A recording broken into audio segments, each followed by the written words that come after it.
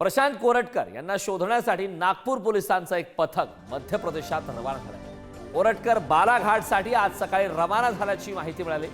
कोरटकर बालाघाटमध्ये असल्याची बेलतरोडी पोलिसांनी या संदर्भात माहिती देण्यात आली।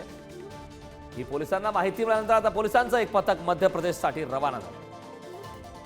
या संदर्भात ताज्या अपडेट देण्यासाठी आपले प्रतिनिधी जितेंद्र शिंगाडे आपल्या सोबत जोडले। जितेंद्र, खरं तर प्रशांत कोरटकर हे मागच्या 2 दिवसापासून फरार आहेत, त्यांचा शोध सुरू आहे आणि शोधण्यासाठी नागपूर पोलिसांचं एक पथक मध्य प्रदेशात दाखल झाल्याचं कळत आहे। काय सविस्तर?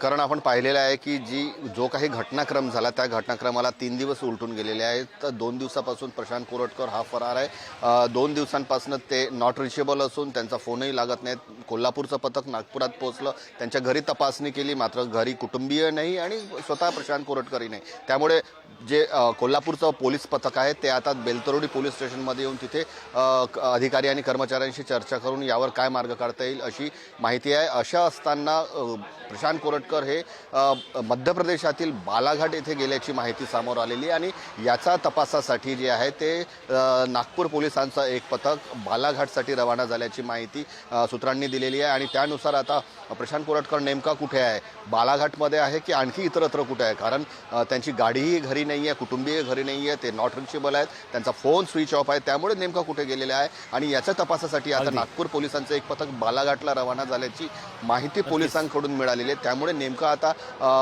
बालाघाटमध्ये पोलिसांना मिळतात की काय किंवा इतर कुठे आहे, पोलीस त्यांचा शोध घेत आहेत आणि त्यांचा शोध घेतल्याशिवाय या संदर्भात कारवाई संदर्भात आगामी काळात काय घडामोडी घडतात हे पाहणं महत्त्वाचं आहे। खूप खूप धन्यवाद या संपूर्ण माहिती।